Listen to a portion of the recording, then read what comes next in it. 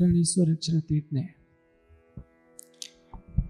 प्रकाश की यह वाणी अवतरित की है हमारे हृदय में सत्य का प्रकाश करने के लिए। ऐसा प्रकाश जब हृदय में हो जाता है तो माया का अंधकार स्वाभाविक रूप से समाप्त हो जाता है।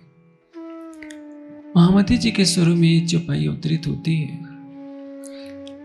तुम हो अंग मेरे के जिन देखो माया को मरम जी, धाम धनी आए तुम कारण तुम्हें अजो न आवे शरम जी। कितने शब्द मीठे भी हैं और हृदय को झकझोरने वाले भी हैं कि अक्षरातीत इस संसार में क्यों आए हैं, हमें जगाने के लिए। यदि अक्षरातीत नहीं आते तो उनकी वाणी नहीं आती। वाणी नहीं आती तो इस संसार में हमें कौन बताने वाला था कि हम कहां से आए हैं, इस संसार को छोड़कर हमें जाना कहां है। हम रोए चीखें कुछ भी करें, मौत तो आएगी। संसार को हमें छोड़ना पड़ेगा, संसार का प्रलय भी होगा, लेकिन माया के कष्टों से हमें कौन बचा सकता है सिवाय एक अक्षरातीत के। इसलिए महामती जी की आत्मा कहती है कि जैसे एक गोताखोर समुद्र में डूबकर मोतियों को चुनता है, उसी तरह से आपने इस भवसागर में डूबकर परम धाम की आत्मा रूपी मोतियों का संकलन किया है। महामती जी की आत्मा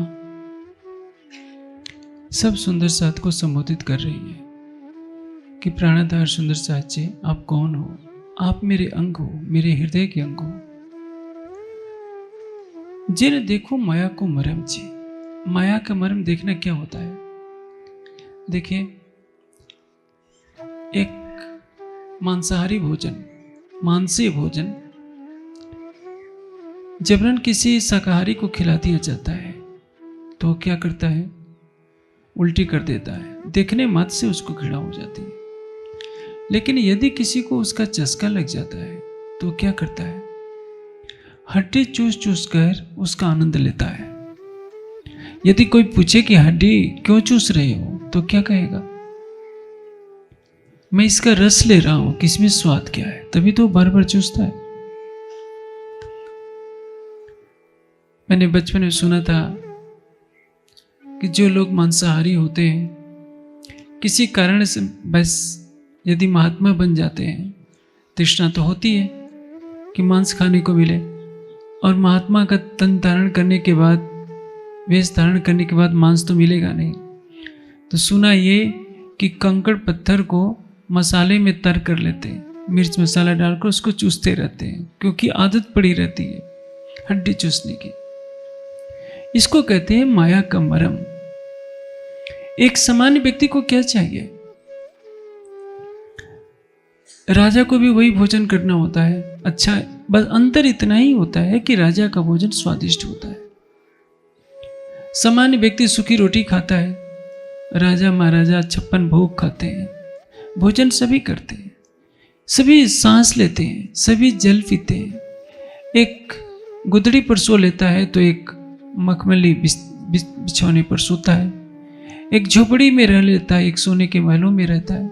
लेकिन निद्रा, भोजन, आवास, जल, ये सबकी प्राथमिक आवश्यकताएं होती हैं। हमारे मनुष्यों ने क्या कहा है? अपरिग्रह, अनावश्यक संचय न करें। मनुष्य जब देखिए तब अधिक से अधिक सुख सुविधाओं की खोज करता है। जो एक सामान्य जीवन जिया जा सकता है उससे उसको संतोष नहीं होता। मनुष्य को पुरुषार्थ करना चाहिए, लेकिन किस दिशा में? ज्ञानार्जन में, भक्ति में, वैराग्य में, मानवता के कल्याण में। लेकिन आज भौतिकवादी युग है, और इस भौतिकवादी युग में हर प्राणी चाहता है कि मैं भौतिक सुखों की भरमार कर लूं। जैसे आप देखते हैं, कोई व्यक्ति अधिकारी बन जाता है या कोई मंत्री बन जाता है तो कुछ ही वर्षों में उसकी बड़ी बड़ी कोठियां दिखने लगती है, बैंक बैलेंस बढ़ जाते हैं, कई कारें घर में आ जाती है। कहां से आती है? अनैतिक तरीके से कहीं ना कहीं आती है। जब लाल बहादुर शास्त्री का देह त्याग हुआ तो उसके बाद उनका कर्ज कुछ रह गया था बैंक में। एक देश का प्राइम मिनिस्टर अपना कर्जा न चुका पाए, इसका अर्थ क्या होता है? क्योंकि उन्होंने जीवन में 1 रुपया भी किसी का अनुचित नहीं लिया था। और मैं यही बात कहता हूं कि संसार में जो आपाधापा मची है, हर कोई गलत तरीके से धनवान होना चाहता है, चाहे स्मगलिंग करना पड़े, चोरी करना पड़े, डकैती करना पड़े, लेकिन इसका लाभ क्या होता है? जैसे एक पक्षी जब किसी चोंच में मांस के टुकड़े को लेकर के उड़ता है, जो दूसरे पक्षी होते हैं उसकी चोंच से मांस का टुकड़ा छीन लेना चाहते हैं। क्यों? क्योंकि तृष्णा सभी की होती है। इस तृष्णा के संसार में संसार के सारे प्राणी भागे जा रहे हैं। अब जानते हैं युद्ध क्यों होता है?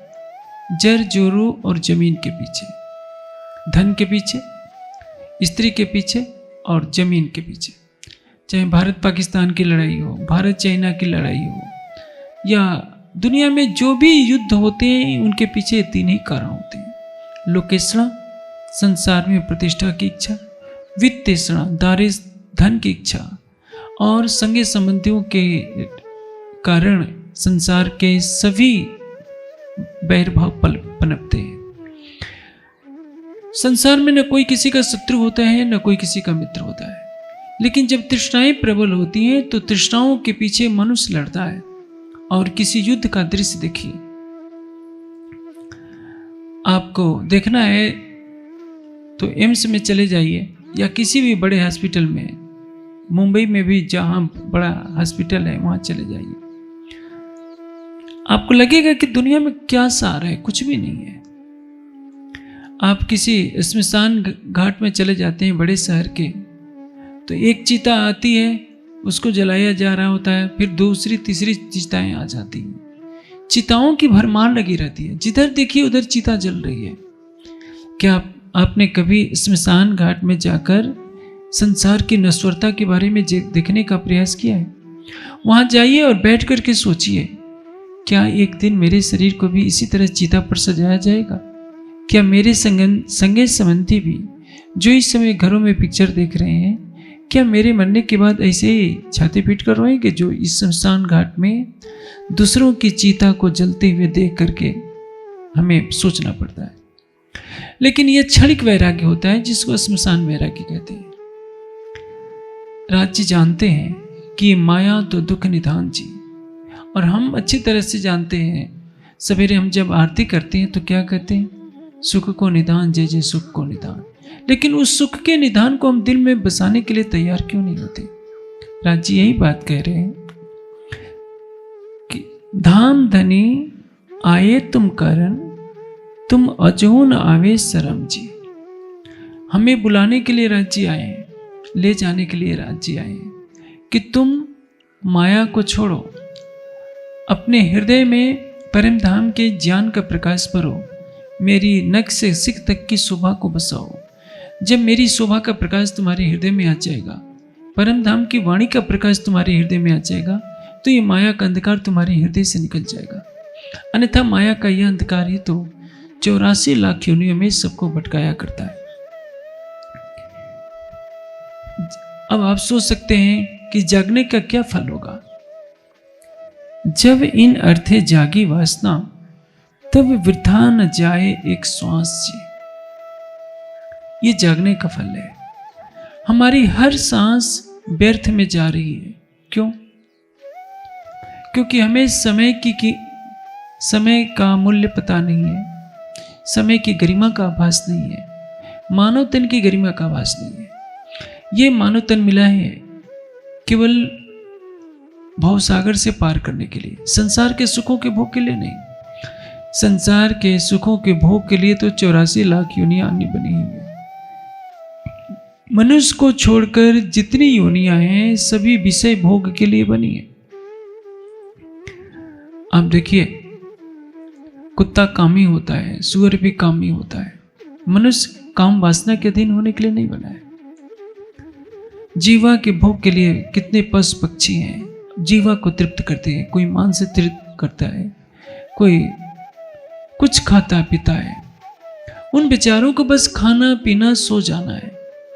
हमें परमात्मा ने बुद्धि दी है विचार करने के लिए, विवेचना के लिए। सत्य क्या है, असत्य क्या है, माया क्या है, ब्रह्म क्या है, हम कौन है, आए कहां से हैं, शरीर को छोड़ने के बाद हम जाना कहां है। यदि आपके हृदय में राज से क़यामत नामा तक का ज्ञान आ गया तो आप क्या करेंगे? आपको लगेगा कि तेरी गिनती बांधी श्वासों श्वास, एक श्वास की भी नहीं आस। आपका हर श्वास राज्य के लिए रहेगा।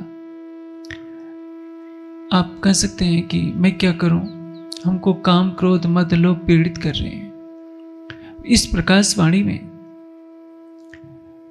धामधनी ने एक बहुत से सरल मार्ग बताया है। सरल मार्ग क्या है? जैसे सर्प काटता है तो उसका इलाज क्या है? आप जानते हैं एलोपैथी चिकित्सा में क्या किया जाता है? सर्प का विष ही भरा जाता है, लेकिन थोड़ी मात्रा में। आपको काम सताता है, काम का अर्थ क्या होता है? इच्छा। आप किसकी इच्छा कीजिए, जितनी इच्छा कामना की कर रहे हैं उतनी इच्छा राज्य की कीजिए। जो अवगुण है उन अवगुणों को राज्य की तरफ मोड़ दीजिए। यदि आपको क्रोध आता है तो किसी सुंदर साथ पर, किसी प्राणी पर क्रोध मत कीजिए। इस बात का मन में क्रोध कीजिए कि मुझे राज्य के चरण क्यों नहीं मिल रहे, मेरी चितवनी क्यों नहीं लग रही है। यदि आपको लोभ सताता है तो आप किसी के धन का लोभ न कीजिए, दूसरे के धन को मिट्टी के समान समझिए। हमारी संस्कृत का उद्घोष है, जो दूसरे की स्त्री को माता के समान समझता है और पराये धन को मिट्टी के समान समझता है, वही विवेकवान है, वही पंडित है, वही विद्वान है। आपको लोभ कभी नहीं सताएगा। आप केवल राज्य के चरणों का लोभ रखिए कि मुझे राज्य के चरण चाहिए, और सारा संसार तो कुछ है ही नहीं। ये सूरज, ये धरती, ये आकाश, ये सब कुछ काल के गाल में समा जाने वाले हैं। आपका शरीर भी जो ये पैदा हुआ है ये भी काल के गाल में समा जाएगा। तो फिर इसका मोह क्यों, इसके लिए लोभ लालच क्यों? कल्पना कीजिए, आपने दूसरे का गलत तरीके से धन लिया, उस धन का क्या करेंगे? कोठी बनाएंगे, कारें खरीदेंगे, बैंक में जमा कर देंगे। फिर जब आप मरेंगे कोठी आप अपने साथ ले नहीं जाएंगे, कारों को अपने साथ नहीं ले जाएंगे। जो बैंक बैलेंस होगा वो किसको देंगे? अपने बच्चों को देंगे। आपके बच्चे अपने बच्चों को देंगे। जो आपने पाप कर्म किया उसका फल तो आप भोगेंगे, लेकिन जो आपने लोभ से धन कमाया है उस धन का उपयोग कोई दूसरा करेगा। आप अपने साथ एक दिन का भी लेकर नहीं जाने वाले। एक बहुत ही लोभी जमींदार था गुरु नानक देव जी के समय में। पूरे गांव वालों का खून चूस चूस कर उसने धन संग्रह कर लिया था। उसने कभी देना नहीं सीखा था, केवल लेना सीखा था। गुरु नानक देव जी को भी उसने 1 रुपया दिया। ये गुरु नानक देव जी ने उसको कहा कि देखो जमींदार, ये 1 रुपये का सिक्का ले लो, और जब मैं बैकुंठ में चलूंगा तो तुमसे ले लूंगा। उसने तो आदत पर डाल रखी थी ले लेने की, लेकर रख लिया। रात को घर आया, सोचने लगा कि गुरु नानक देव जी ने मुझे 1 रुपये का जो सिक्का दिया है मैंने ले तो लिया, इसको देने का मन ही नहीं करता, लेकिन उन्होंने कहा कि बैकुंठ में मैं तुमसे ले लूंगा। सोचने लगा कि जब मैं मरूंगा तो ये बैकुंठ में ले तो नहीं जाऊंगा, फिर नानक देव जी को कैसे दे पाऊंगा।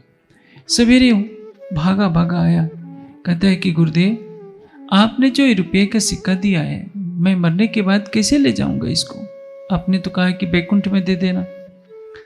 नानक देव जी कहते हैं कि बताओ, जब तुम 1 रुपये का सिक्का बैकुंठ में नहीं ले जाते तो इन गरीबों का खून चूस चूस कर ये जो तुमने हवेली इकट्ठी कर रखी, बना रखी है, इतना धन इकट्ठा कर रखा है, लेकर कहाँ जाओगे? तुम तो सिर पर पापों का बोझ ले जा रहे हो। उसको समझ में आ गई बात, और उस दिन से उसने गरीब जनता पर अत्याचार करना बंद कर दिया। हम सुंदर साथ सब जानते हैं कि हमारे जीवन का एक एक पल कितना मूल्यवान है, लेकिन क्या हम इसका उपयोग करते हैं?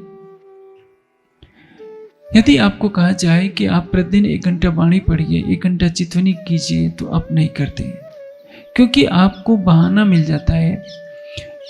किसान कहेगा कि हम 1 घंटा हम खेती में कुछ काम कर देंगे तो ज़्यादा धन मिल जाएगा। सर्विस करने वाला कहेगा कि मैं ओवर ड्यूटी कर लूँगा तो कुछ डबल ड्यूटी के पैसे ज़्यादा मिल जाएंगे। चलिए आप कर लेंगे, पैसे ज़्यादा कमा लेंगे, फिर क्या करेंगे? सुख के संसाधन ही तो बढ़ाएंगे। लेकिन इन संसाधनों से आपको क्या मिलेगा? धन आपको भोजन दे सकता है, भूख कहाँ से लाएंगे?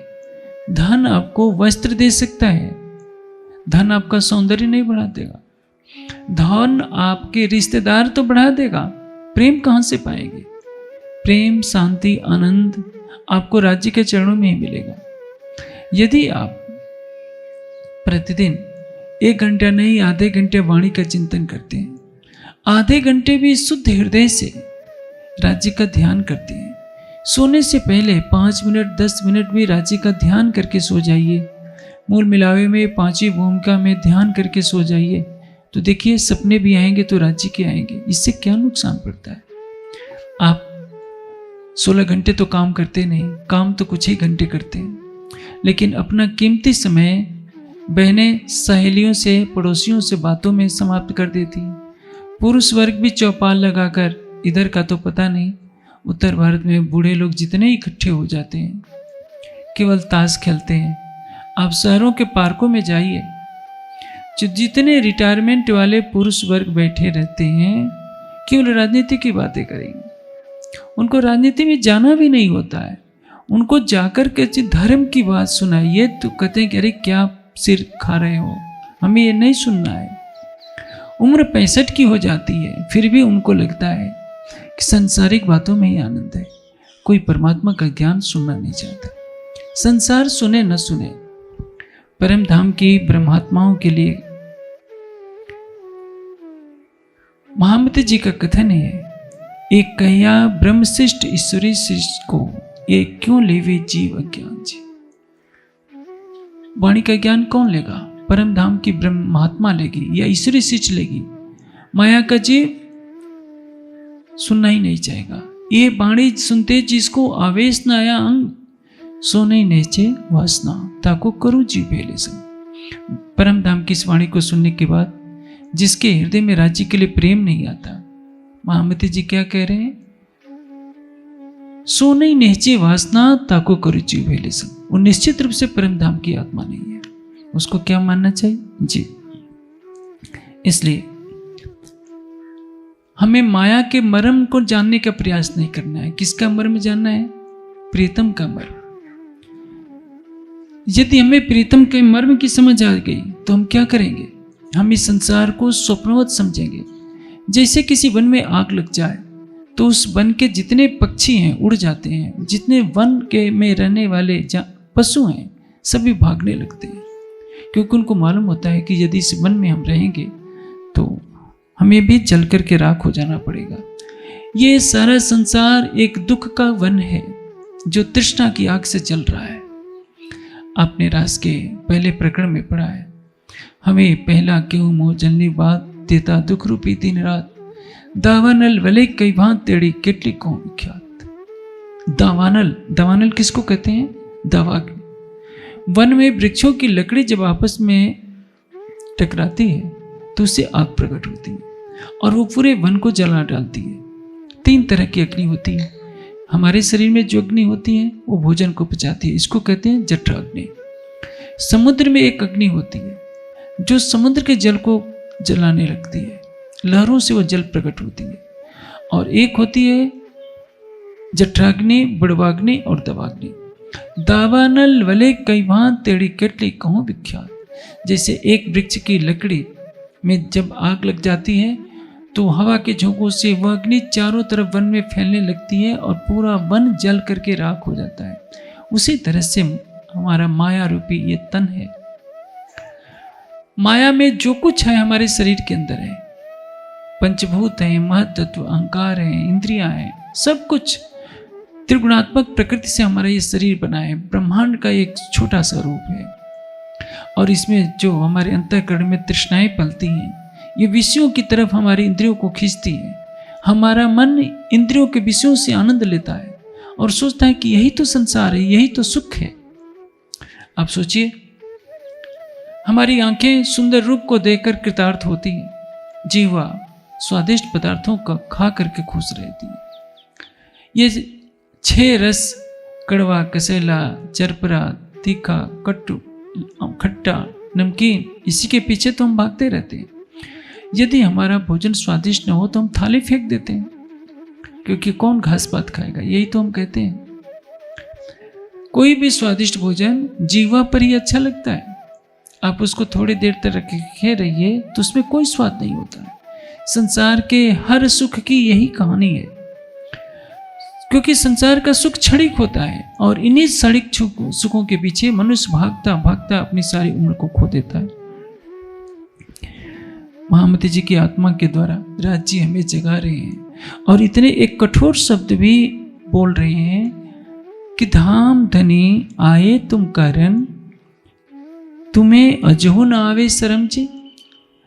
राज जी आपको जगाने के लिए आए हैं, लेकिन आपको लज्जा क्यों नहीं आ रही है कि आपका प्राणेश्वर आपकी आत्मा को जगाने के लिए आया है। मिराज के तन में बैठा है, महामती के धाम हृदय में बैठा है, गांव गांव नगर नगर भटक रहा है, भटक नहीं रहा है। आपको माया में भटकने से बचाने के लिए एक एक आत्मा को खोज रहा है। अहमदाबाद से सीधे दीप बंदर पहुंचता है, जयराम कंसारा को जगाता है, वहां से मस्कत बंदर जाता है, अवासी बंदर जाता है, चिंतामणि को भी जगाता है ठट्ठे नगर में जाकर। किसके लिए? परम धाम की आत्माओं के लिए तो उसको जाना पड़ रहा है। चाहे अरब की रेगिस्तानी धरती हो, चिलचिलाती लू हो, शीतल हवा के झोंके हो, कोई भी उसकी बाढ़ को रोकने में समर्थ नहीं है, क्योंकि जिस तन में वो अक्षरातीत का आवेश बैठा है वो कभी भी शांति से संसार की तरह रह नहीं सकता। और वो अक्षरातीत सभी आत्माओं को जगा रहे हैं। और परम धाम की आत्माएं यदि चादर छोड़ ओढ़कर माया में सोती रहें तो यही वाक्य कहना पड़ेगा कि तुम्हें अजहु न आवे शर्म जी। परम धाम में सबने कहा था कि राज्य हमारा प्रेम आपसे बड़ा है, क्योंकि हम आपको रिझाती हैं। अक्षरातीत तो अपना प्रेम निभाने के लिए, आपको जगाने के लिए परम धाम की वाणी लेकर आए हैं। पहले देवचंद जी के तन में विराजमान हुए, उसके पश्चात मिहिराज के तन में विराजमान है। और ये प्रकाश की वाणी इसी सत्य का प्रकाश कर रही है कि जो महामती जी के रूप में आया है अक्षरातीत का आवेश, वही हमारी आत्मा का प्रीतम है, जिसने ब्रज में हमारे साथ लीला की थी, जिसने रास में लीला की, जिसने श्री देवचंद जी के तन में लीला की। वो माया का अंधकार दूर करने के लिए हमें जगा रहे हैं। किंतु हमारी स्थिति क्या है? आप पर हजी नथी उलक्या जुगो विचारी में। हमने आज तक न तो उनके स्वरूप की पहचान की है, न उनके निर्देशों का पालन किया है। इसीलिए क्या कहते हैं, जिन दुख देखे गुनहगार होत हो आज्ञा न मानो पीऊ जी। एक बात सभी रट लेते हैं, राज्य का हुक्म होगा तो हम ये कर देंगे, राज्य का हुक्म होगा तो ये कर देंगे, लेकिन राज्य का हुक्म कोई मानने के लिए तैयार नहीं है। राज्य का हुक्म है निस्तिन ग्रहिए प्रेम सो युगल स्वरूप के चरण। क्या आप करते हैं? नहीं करते हैं। तो राज्य का आदेश का उल्लंघन कौन कर रहा है? आप कर रहे हैं। जैसे आप नौकरी करते हैं, आप अपने से बड़े अधिकारी की बात का उल्लंघन करेंगे तो क्या होगा? नौकरी में कौन रखेगा आपको? ये राज्य दया के सागर हैं, करुणा के सागर हैं, प्रेम के सागर हैं, तभी तो आप उनकी बात का उल्लंघन करते हैं। राज्य ने कहा चर्चा सुन जो दिन ने रात अपने टूठा प्राणनाथ। दिन रात चर्चा सुनिए का तात्पर्य क्या है? दिन रात किसी भी माध्यम से, चाहे चर्चा के माध्यम से हो, चाहे वाणी के चिंतन के माध्यम से हो, परम धाम की वाणी का ज्ञान प्राप्त कीजिए।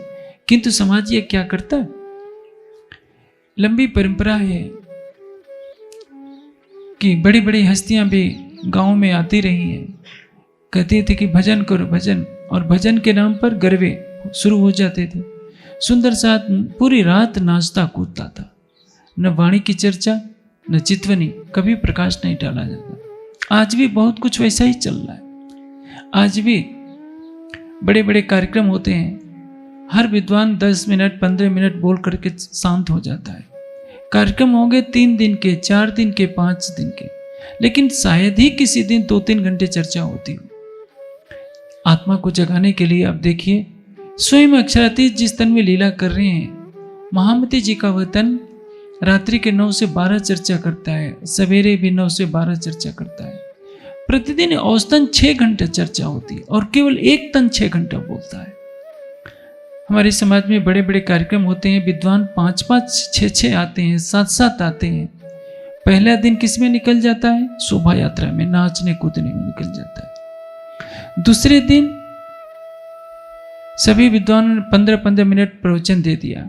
15 मिनट के प्रवचन में 4 मिनट तो बंदो सतगुरु और दूसरों को संबोधित करने में लगा लेते हैं।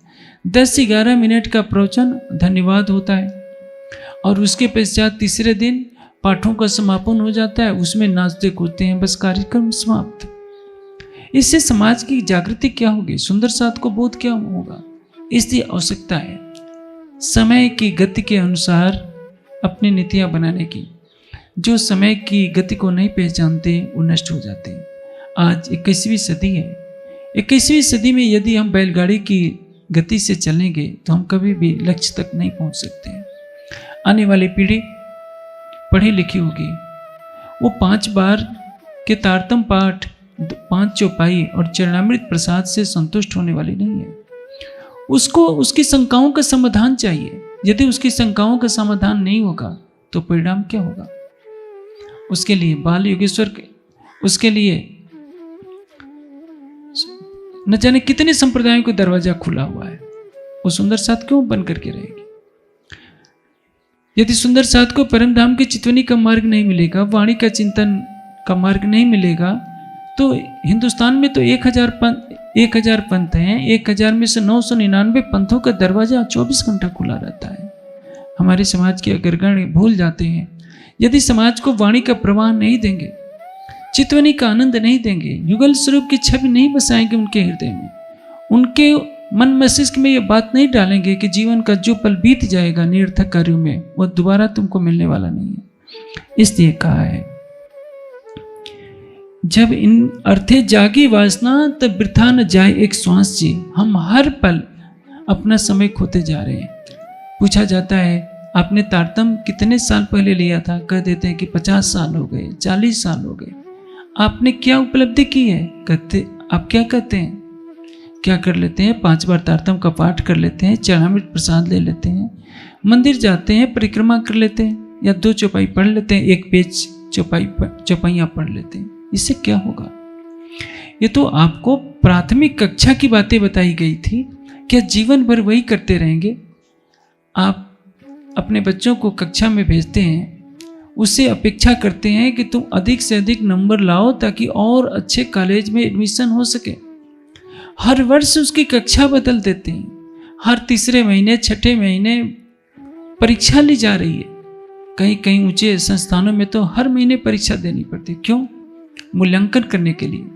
हमारे समाज में कोई मूल्यांकन ही नहीं करता कि हमें तारतम लिए हुए कितने वर्ष हो गए। हमारी आत्मा के कल्याण के लिए, हमें जागृत करने के लिए स्वयं अक्षरातीत महामती जी के धाम हृदय में पधारे हैं और माया में हम लिप्त होते जा रहे हैं। अपने हृदय में बैठे हुए अपने प्राणेश्वर की तरफ नहीं देखते हैं। तो राज्य की पुकार यही है कि तुम्हें अजहू न आवे शरम जी। इस वाक्य को हमें याद कर लेना चाहिए। धाम धनी आए तुम करन, तुम्हें अजहू न आवे शरम जी। हो सकता है ये चौपाई किसी के हृदय में चोट कर जाए। महात्मा जी की आत्मा कह रही है, ये नीत तुमको क्यों कर उड़सी। हर कोई सोचता है कि माया की निद्रा हम छोड़ दें। कोई भी संसार में अपना बुरा नहीं चाहता। सभी जानते हैं कि जो जागत है सुपावत है, जो सोवत है सुखोवत है। यदि आप सो रहे हैं, एक चोर आता है और आपकी धन संपदा को सब कुछ उठा कर ले जाता है। वाणी में, इसी प्रकाश वाणी में कहा है, मायाएं कीधा चोर। जिस तरह से चोर आकर हमारी बहुमूल्य संपदा को उठा ले जाता है, उसी तरह से माया ने राज्य से हमें जो अखंड नियामतें मिली हैं। हमारी सबसे बड़ी संपदा क्या है? ईमान, अटूट विश्वास, अटूट प्रेम, अटूट समर्पण, पूर्ण विरह। ये हमारी अखंड की संपदा है, हमारे पास नहीं है। क्यों? ये माया के कारण है। माया के कारण, माया के सुखों में लिप्त होने के कारण राज्य से हम प्रेम नहीं कर पा रहे, विरह नहीं कर पा रहे और समर्पण नहीं कर पा रहे। हमारा समर्पण किस पर है? संसार के संगे संबंधियों पर हमारा समर्पण होता है। कोई न किसी का पति होता है, न कोई किसी की पत्नी होती है। पूर्व जन्मों के संस्कारों से कोई जीव पति बन जाता है, कोई पत्नी बन जाती है, कोई पुत्र बन जाता है। हमें ये नहीं पता होता कि इनसे हमारा क्या रिश्ता है। एक सच्ची घटना है कि एक महात्मा जी थे, बहुत प्रसिद्ध थे। उनके पास कुछ भक्तगण गए।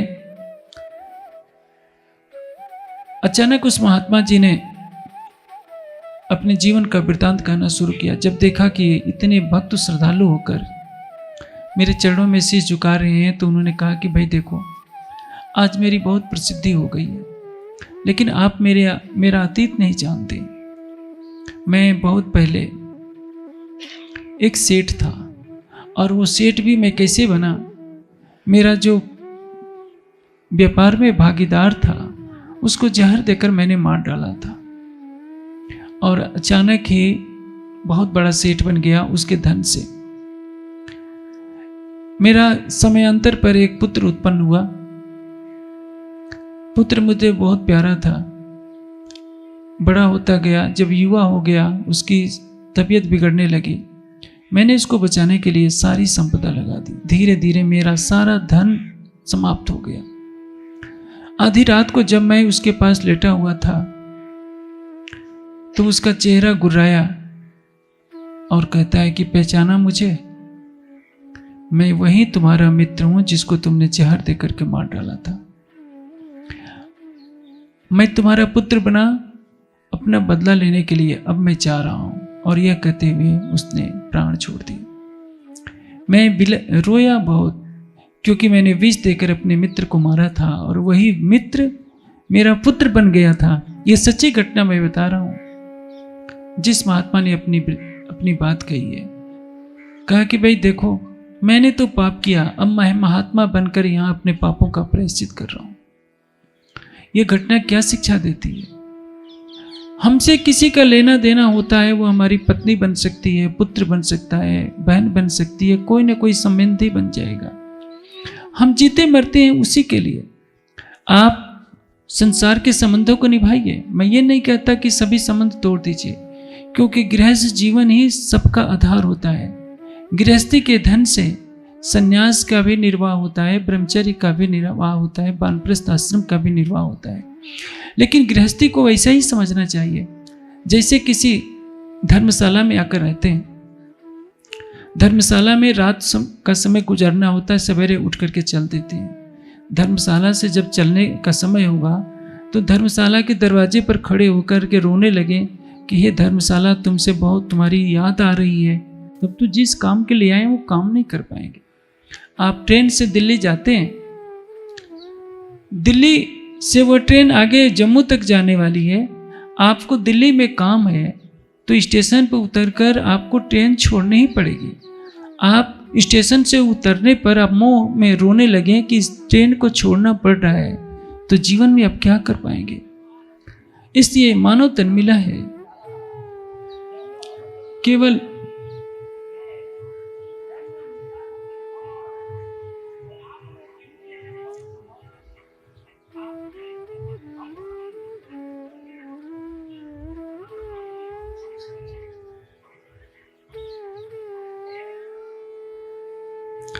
आपको जो माया में तन मिला है, केवल राज्य को पाने के लिए मिला है और माया के अंधकार से परे होने के लिए मिला है। इसलिए सभी ग्रंथों ने क्या कहा है? यदि उस परमात्मा को जान लिए, तमेव विदित्वा मृत्युमेत, यदि उस परमात्मा को जानोगे तभी मृत्यु के बंधन से छूट सकते हो। उस परमात्मा को जाने बिना मृत्यु के जाल से छुड़ाने वाला आपको कोई भी नहीं है। ये नींद तुमको क्यों कर उठसी, जो लो न उठो बल कर जी। हम ही बल नहीं कर रहे हैं। कोई भी सुंदर साथ, जैसे कि मैंने कहा है, ये दृढ़ प्रतिज्ञा कर ले कि मुझे जागना ही है, तो माया क्या कर लेगी? आपको अपनी शक्ति पर विश्वास नहीं है। आप अपने शरीर को देखते हैं कि अरे मैं तो क्या कर लूँगा, मैं तो गरीब आदमी हूँ, झोपड़ी में रहता हूँ, मैं काला कलूटा हूँ, बुढ़ा हूँ।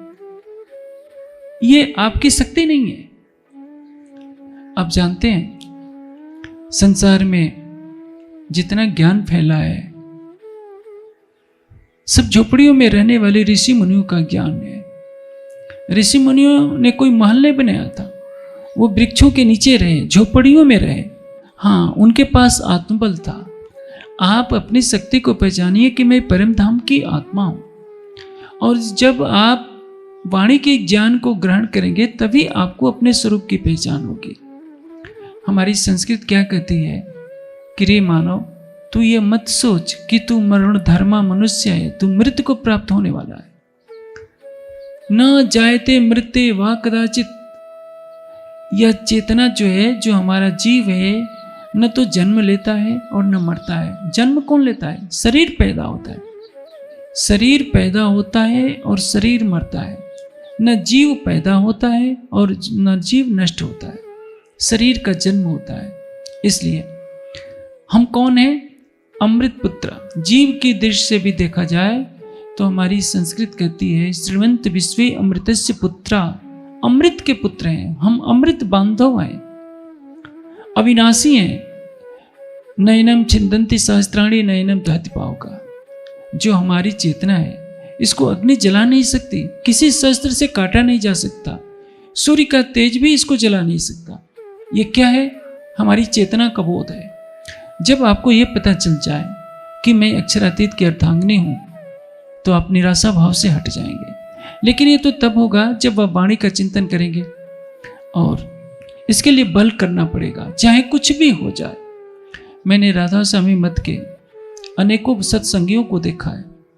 ऐसे राधा स्वामी मत में ठीक है उनका ज्ञान निराकार तक है, तो क्या 2-2 घंटे 3-3 घंटे चितवनी ध्यान करना उनके लिए अनिवार्य है। हमारा सुंदर साथ परम धाम का ज्ञान लेता है लेकिन 1 घंटा भी समय नहीं दे पाता, क्योंकि कोई भी पुरुषार्थ नहीं करना चाहता है। आप देखिए, एक बार 2 आलसी थे, सो रहे थे पास पास। उधर से एक सज्जन गुजरे।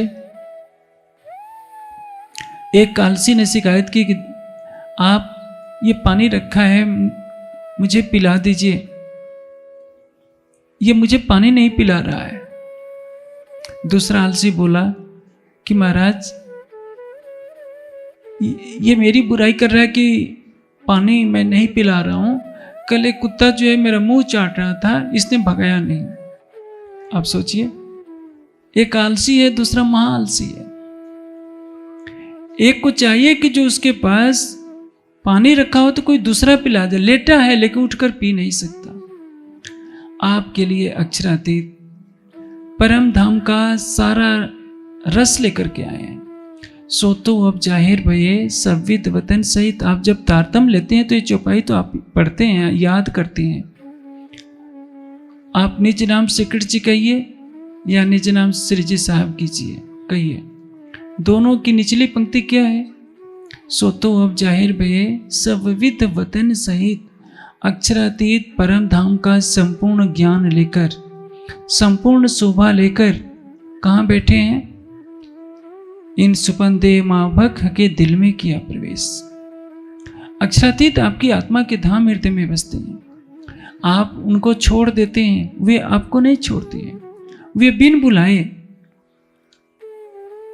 आपकी आत्मा के धाम हृदय में बसते रहते हैं। वो यही चाहते हैं कि परम धाम की आत्माएं माया की तरफ से मन हटाकर मेरी तरफ देखें। और इसी को कहा है, ये नींद तुमको क्यों कर उड़सी, जो लो न उठो बल कर जी। जब तक आप सुंदर साथ स्वयं बल नहीं करेंगे। देखिए, श्री जी तो सर्वशक्तिमान अक्षरातीत हैं। वे चुटकी बजा देते तो सबकी आत्मा जागृत हो जाती, लेकिन इससे बहुत अधिक अनर्थ हो जाता। लीला कैसे होती? इसलिए जिस तन में स्वयं अक्षरातीत बैठे हैं, वह तन भी प्रकृति की मर्यादा का पालन कर रहा है। वो चमत्कार कुछ नहीं दिखा रहा है। जिसकी इच्छा मात्र से पन्ना की धरती हीरे उगलने लगती है, उस तन को आवश्यक नहीं है कि वो कामापाड़ी से उदयपुर जाते समय रास्ते में 3 दिन तक भूखा रहे। उसको आवश्यक नहीं है कि मंदसौर में वो 8 महीने तक भिक्षा में मिले हुए भोजन को ग्रहण करे। लेकिन कोई भी चमत्कार उन्होंने नहीं दिखाया, और प्रकृति की मर्यादा का पालन करते हुए सब सुंदर साथ को चितवनी में लगाया। सुंदर साथ यही अपेक्षा करते हैं कि कुछ चमत्कार हो जाए और बिना परिश्रम किए हमारी चितवनी लग जाए। राज्य तो लगा देंगे, किसी परमहंस के आशीर्वाद से भी कुछ हो जाएगा, लेकिन इसका परिणाम सोचिए कितना बुरा होगा। हर कोई ये कल्पना करने लगेगा कि मुझे कुछ भी परिश्रम न करना पड़े, और बिना परिश्रम के जो कुछ प्राप्त होता है उसकी कीमत उसको समझ में नहीं आती। अंग्रेजों ने माया जो सभ्यता है रही है, रेड इंडियंस जो दक्षिण अमेरिका में थे, उनको मारने का लिए एक तरीका निकाला। उन्होंने कहा कि देखो, तुम्हें कुछ भी काम नहीं करना है, घर बैठे तुम्हारे पास पैसा आ जाया करेगा। उन्होंने सोचा कि जब बिना काम किए पैसा मिलता है तो हम क्यों पढ़ाई लिखाई करें, क्यों काम करें। गवर्नमेंट पैसा देती रही, दिन भर शराब पीकर मांस खाकर सोते रहे, रोगी बनते रहे, मरते रहे, और धीरे धीरे उनकी बहुतेरी जनसंख्या समाप्त हो गई। यदि अंग्रेज उनको गोली से मार दे तो क्या होता? सारी दुनिया कहती कि अंग्रेज अत्याचार कर रहे हैं। उसी तरह से मनुष्य को पुरुषार्थी होना चाहिए, आलसी नहीं होना चाहिए। जो मनुष्य आलस्य के अधीन होकर भाग्य के भरोसे बैठा रहता है, उसका भाग्य बैठ जाता है। जो पुरुषार्थी होता है वो भाग्य को बदल देता है, वो नदियों की दिशा को मोड़ देता है, जन समूह में क्रांति कर देता है।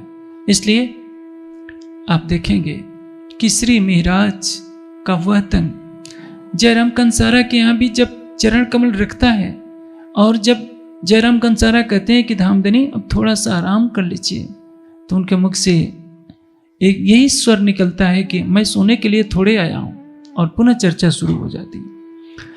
आप पूरे बीतक में देखिए, देवचंद जी हों, मिहिराज हो, लालदास जी हों, छत्रसाल जी हों, सब में कर्मठता है, पुरुषार्थ है। आपने बीतक में दिल्ली का प्रसंग सुना होगा, जब श्री जी तफसीर हुसैनी को सुनते हैं कायम मुल्ला से, 3 दिन तक बिस्तर पर लेटे ही रहते हैं, लेटे लेटे सुनते रहते हैं, उठे ही नहीं। और जब बातें लिखी जाती है प्रश्नों की, तो पूरी रात श्री जी और लालदास जी लिखते लिखाते रहते हैं। आज वो परंपरा कहाँ चली गई? हमारी बड़ी शक्तियां जिनको ये उत्तरदायित्व सौंपा गया है कि सब सुंदर साथ की जागनी करें, उनके अंदर से भी पुरुषार्थ चला गया है। इसलिए हमें बल स्वयं करना पड़ेगा कि मैं शरीर नहीं हूं, मैं इंद्रिया नहीं हूं, मैं अंतःकरण नहीं हूं, मैं परम धाम की शुद्ध बुद्ध आत्मा हूं। मोमिन धली बल धनी का दुनी तरफ से ना तो कहे धनी बराबर, जो मूल स्वरूप है धाम के मान। हम कौन है? परम धाम की आत्मा। जब परम धाम की आत्मा का भाव लेंगे तो राज्य की सारी शक्ति आपके साथ है। केवल आपको समर्पण करना है राज्य के चरणों में अपना हृदय, अटूट विश्वास के साथ, अटूट प्रेम के साथ उनका ध्यान करना है कि मेरे प्राणेश्वर मम हृदय अगच्छ, मेरे हृदय धाम में बस जाओ। और जब यह बल करेंगे, चाहे कुछ भी हो जाए, जब हम इस शरीर को भोजन देते हैं, स्नान करते हैं, तो इस शरीर को आत्मा का आहार क्यों नहीं देते? अभी तक में सदगुरु धनीश देवचंद जी से आपको यह सीखना होगा कि जिस दिन उनको कथा का आनंद नहीं मिलता है, चर्चा भागवत की नहीं मिलती है, उस दिन भोजन नहीं करते हैं। क्या कोई सुंदर साथ ऐसा है जो ये नियम बना ले कि जिस दिन मैं वाणी नहीं पढ़ूंगा, जिस दिन चितवनी नहीं करूंगा, उस दिन का भोजन बंद। भोजन के कोई छोड़ना नहीं चाहेगा, कोई जरा अपने को दंड देने के लिए तैयार नहीं होगा। जब आप बल नहीं करेंगे तो क्या होगा? जैसे सरसावा में भी मैं देखता हूँ, सुंदर साथ आते हैं, चाहे गुजरात के हों चाहे पंजाब के हों, समय पर तो भोजन भी की अच्छी व्यवस्था होती है, जलपान की भी व्यवस्था होती है, लेकिन थोड़ी सी देर हो जाए तो स्टॉल पर सारी भीड़ लग जाती है। उधर मंच चल रहा है, लेकिन किसी को पकोड़े खाने का चस्का है, किसी को कड़क चाय चाहिए, तो रहा नहीं जाता, तो सरसावा भाग जाते हैं कि हमें चाय के बिना रहा नहीं जा रहा है। यही व्याकुलता राज्य की वाणी के लिए क्यों नहीं होती, चितवनी के लिए क्यों नहीं होती? क्यों? क्योंकि हमारा बल राज्य के लिए नहीं कर रहा है। हम राज्य को पाने के लिए, अपनी आत्मा को जगाने के लिए कुछ भी पुरुषार्थ नहीं कर रहे हैं। इसलिए राज्य का निर्देश है, ये नींद तुमको क्यों कर उड़सी, जोलो न उठो कर बल जी। जब तक आप स्वयं पुरुषार्थ नहीं करेंगे, तब तक राज्य भी प्रकृति की मर्यादा को नहीं तोड़ेंगे। वाणी आई है, अब आपको वाणी पढ़नी पड़ेगी, चितवनी करनी पड़ेगी। राज्य कोई जादू की छड़ी नहीं घुमाएंगे कि एक समय एक पलक झपकते ही चुटकी बजा दिया और सबकी आत्मा जागृत हो जाएगी। वो तो अवश्य है, राज्य चाहेंगे तो सब कुछ कर देंगे, लेकिन इस तरह का चमत्कार किसी भी के लिए हितकारी नहीं होगा। यदि श्री जी ने ऐसा चमत्कार दिखा दिया होता तो 300 वर्षों में कोई भी पुरुषार्थ नहीं करता, कोई भी ब्रह्मणी पुरुषार्थ करके, चितवनी करके अपनी आत्मा को जगाने का प्रयास नहीं करता। परमहंस महाराज श्री रामरतन दास जी ने एक इतनी कठोर साधना की कि शरीर उनका हड्डियों का ढांचा तक रह गया।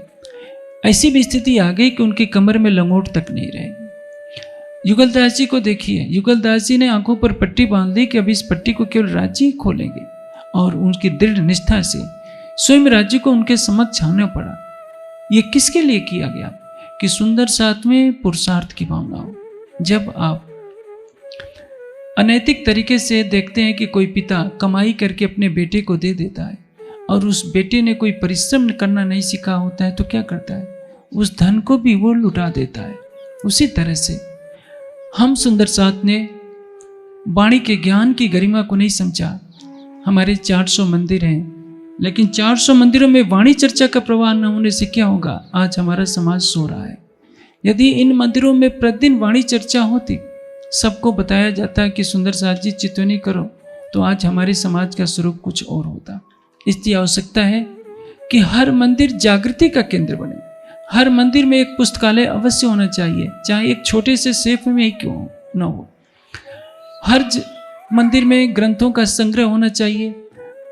जो गोष्ठियाँ होती हैं, आप देखिए राधा स्वामी मत में हर हफ्ते गोष्ठी होती है, लेकिन हमारे समाज के सभी मंदिरों में मैं नहीं लगता कि महीने में भी गोष्ठी होती है। कोई कोई मंदिर है जिसमें एक माह में एक गोष्ठी हो जाती है, लेकिन उसमें भी चर्चा बहुत कम होती है।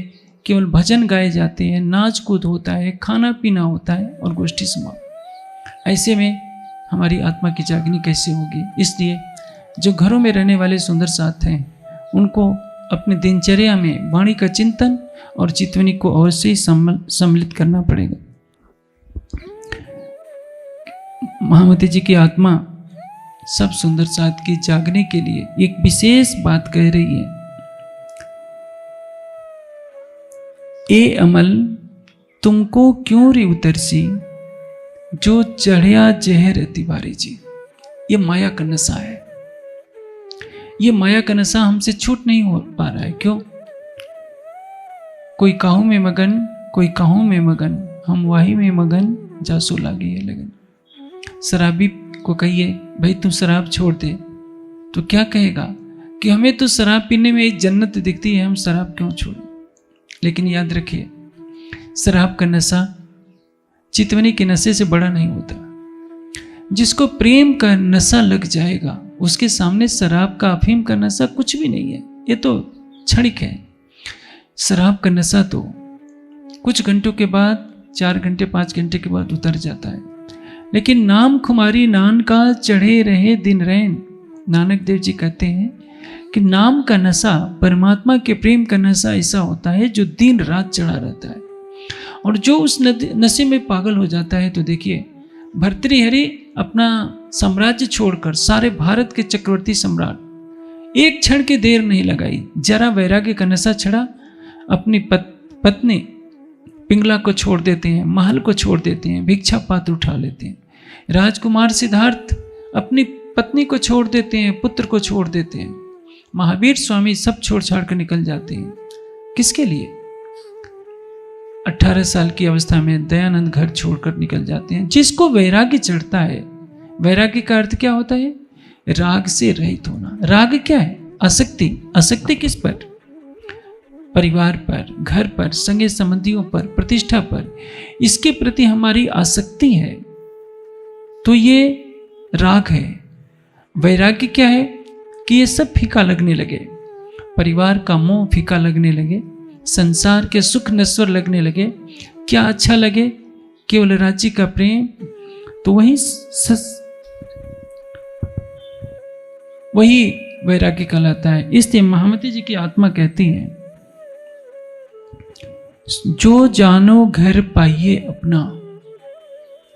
यदि हम चाहते हैं कि हमें अपना परम धाम प्राप्त हो जाए, घर हमारा कहाँ है? परम धाम। हमने तो इस झूठे संसार को अपना घर मान लिया है, जो हमारा घर नहीं है। हमने घर बनाया, लेकिन जब हम मर जाते हैं तो क्या होता है?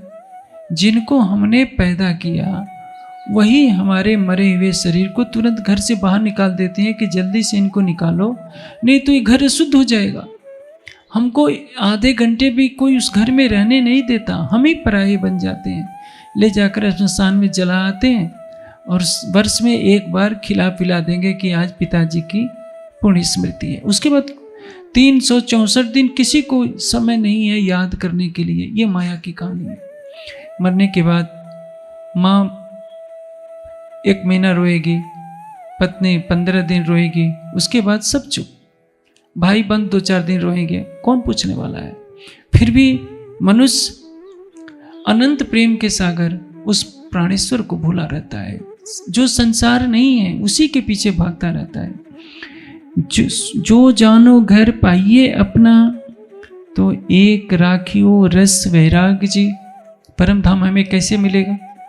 संसार से अपना मन हटाइए।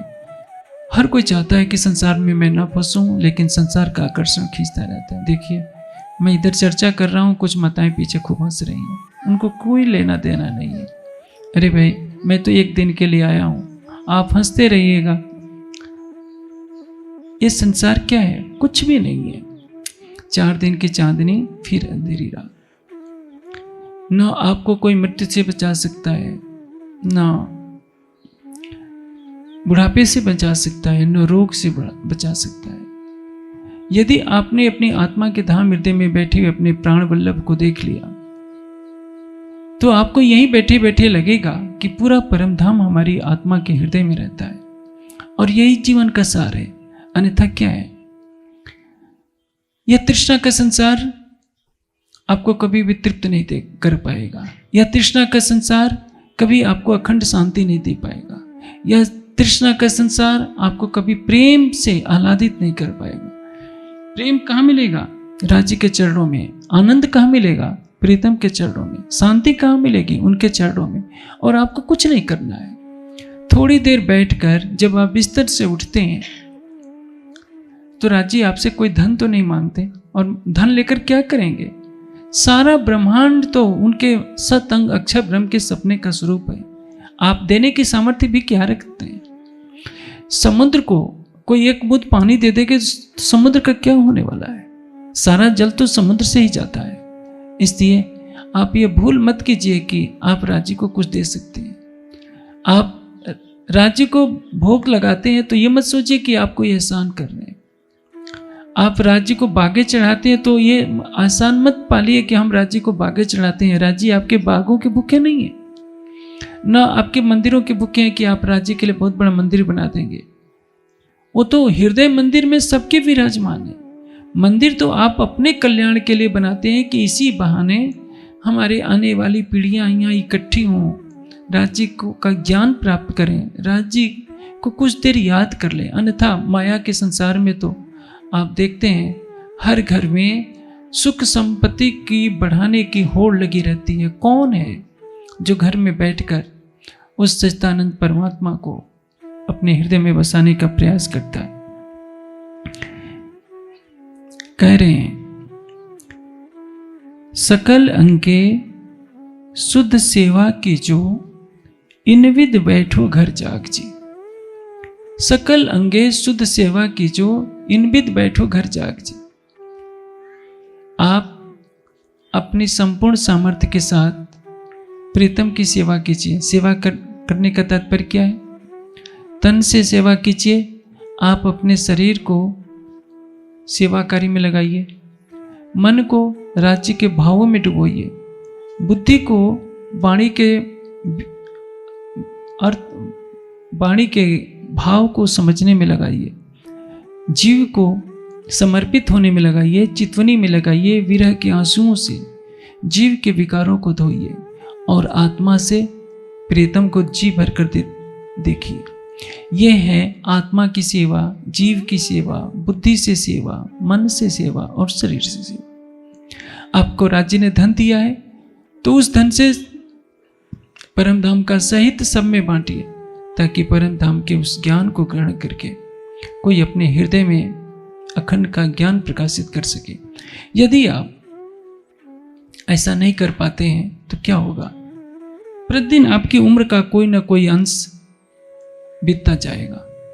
आप नहीं भी चाहेंगे, परिवार वाले छाती पीटते रह जाएंगे। आप अपने घर की सारी संपदा लुटा देंगे, फिर भी मौत आएगी और आपके जीव को लेकर चली जाएगी। यदि आपने शरीर छोड़ने से पहले अपनी आत्मा को जागृत नहीं किया, अपने जीव को जागृत नहीं किया, तो इससे बड़ी हानि और कुछ नहीं होने वाली है। आपका जीव पुनः कहीं जन्म लेगा, माता के गर्भ में 9 महीने रहेगा, मलमूत्र से सना रहेगा, बढ़ते बढ़ते कितने 20 साल का होगा तब उससे होश आएगी। पता नहीं उसको तारतम्य मिलेगा कि नहीं मिलेगा। इसलिए यदि आपको तारतम्य का प्रकाश मिल गया है, राज्य के चरण कमलों की पहचान हो गई है ज्ञान दृष्टि से, तो अपने जीवन के एक एक पल का उपयोग कीजिए, तभी यह कथन सिद्ध होगा। सो लाभ लेवे दोनों ठोर को, जाकी वासना इत जागे जी। यदि आप यहाँ जागृत हो जाते हैं तो आप यहाँ का भी लाभ लेंगे। जागने लीला में किस तरह से श्री देवचंद जी के तन से जागनी होती है, महामती जी के तन से जागनी होती है, कैसे कैसे भिन्न भिन्न परमहंसों ने जागने की लीला की। आप यहीं बैठे बैठे प्रतिदिन परम धाम को देखेंगे। राज्य की वाणी में डूबकर, चितवनी में डूबकर राज्य के हृदय में उमड़ने वाले सागरों को नापेंगे। और यह संसार इसीलिए मिला है। जो सुनहला अवसर छठे दिन की लीला में हमें मिला है, यह अवसर अन्य किसी को भी नहीं मिला है।